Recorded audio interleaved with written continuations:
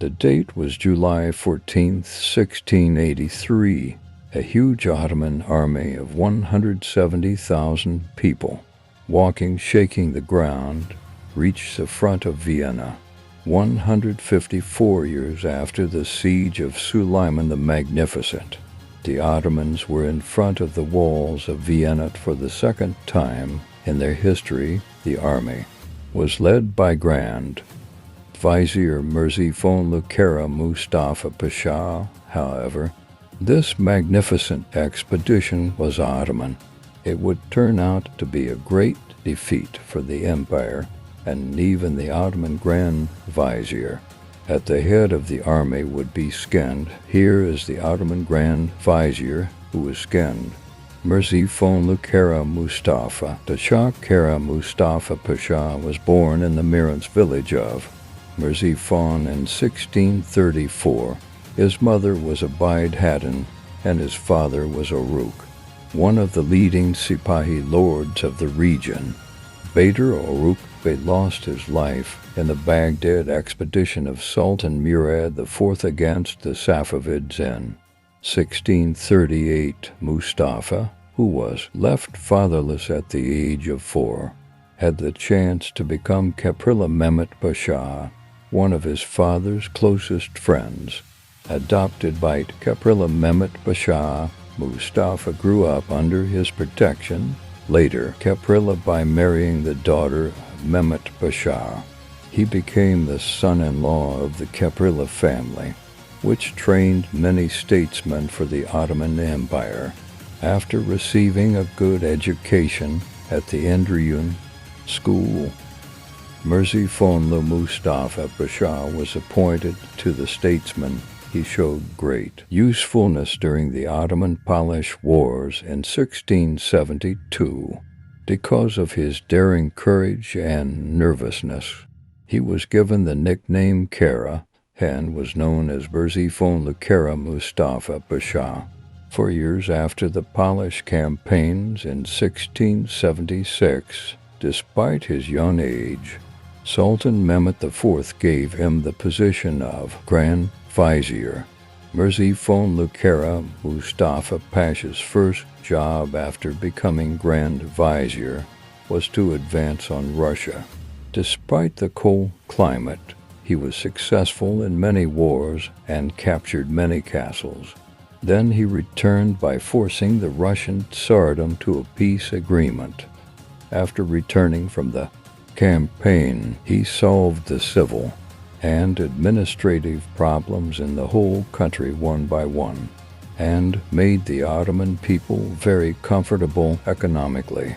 Especially he solved the subsistence problems in Istanbul and bribery during the reign of Grand Vizier Mustafa, who did his job very well but was said to be an arrogant person.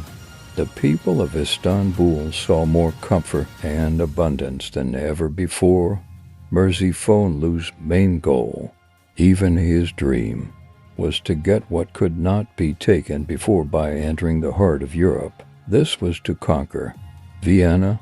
For the sake of this goal, preparations were made for an expedition against Austria. All the pashas were gathered, a war council was established, and the issue of how the expedition would be carried out began to be discussed. Many pashas in the council stated that the castles around Vienna should be taken first, and Vienna should be besieged the next year. According to the Crimean Conrad Jaire, whom Merzifon Kara Mustafa Pasha did not like very much, when he expressed his opinion in this direction, he humiliated Murat Jaire in front of everyone by saying, "What do you know other than eating stinky horse meat?" Merzifon Kara Mustafa Pasha, who went down in history with his contrary answers and bad temper, said his according to some historians. The Sultan even informed Mehmet IV about this later. Troops from all over the country, participated in the established army headquarters, and an army of a size rarely seen in Ottoman history was established, so much so that the number of the Ottoman army in the Second Vienna campaign was 120,000. It is said that there were 170,000 of them. Kara Mustafa Pasha of Merseyfond took this huge army to Vienna and traveled more than 1,400 kilometers. The Ottoman army, which came to Vienna, set up camp and started to wait. If the soldiers captured the city by sword force, it was the natural right of the soldier, according to Ottoman law, to plunder the city. But Grand Vizier Mustafa Pasha, he did not want the city and the treasury in the city to be seized. Therefore, he started by cutting off all the aid routes that could come to Vienna.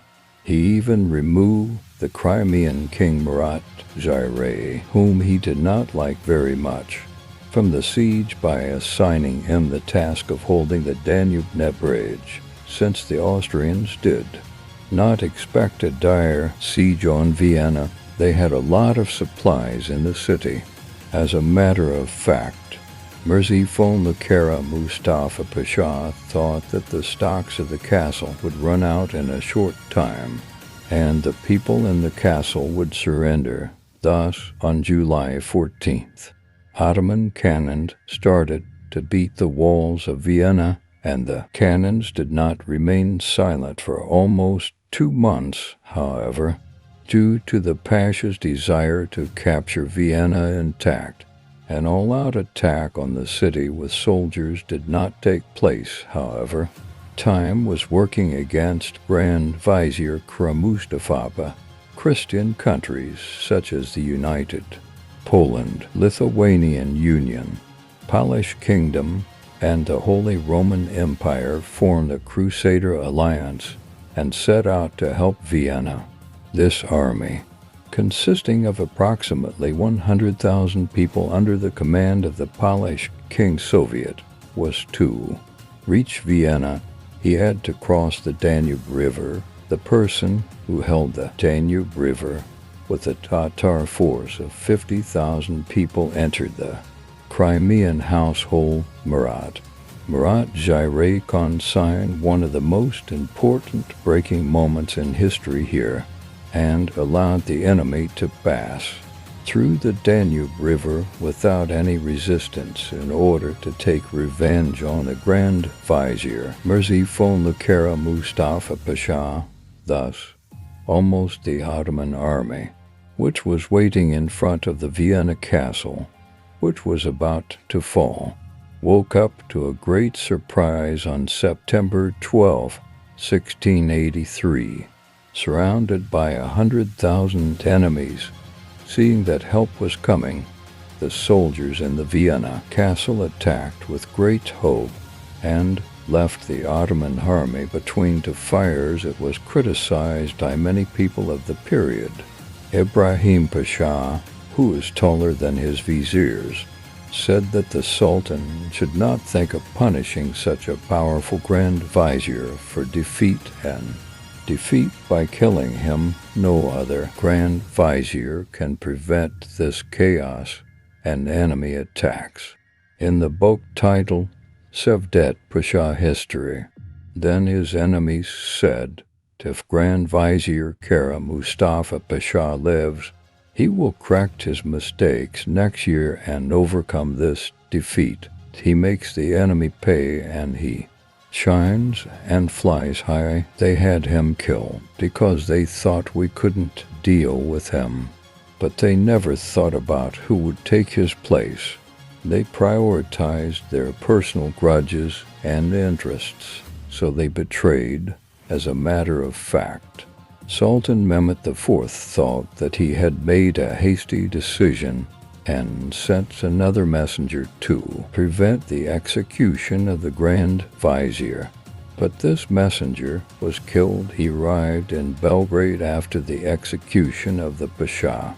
Since Merseyfond Kara Mustafa Pasha was an honorable statesman, His blood was not shed, and he was executed by strangulation. Normally, his severed head should be taken to the capital, Istanbul, to be shown to the Sultan. But since he was strangled, his head was not cut off. The solution was found in scalping.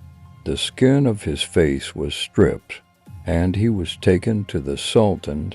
Silatar Fadikok Mehmet explains what happened after the execution of the Pasha and work of Silatar's sect. He stripped the men, took them down to a dilapidated tent in the palace barracks, performed ablutions and takvin, lifted them up and performed the prayer, and brought them back to that tent and put them in a coffin. They buried him in his barn. Crimean family. He did not pay for what he did with his life. He was just dismissed from his post.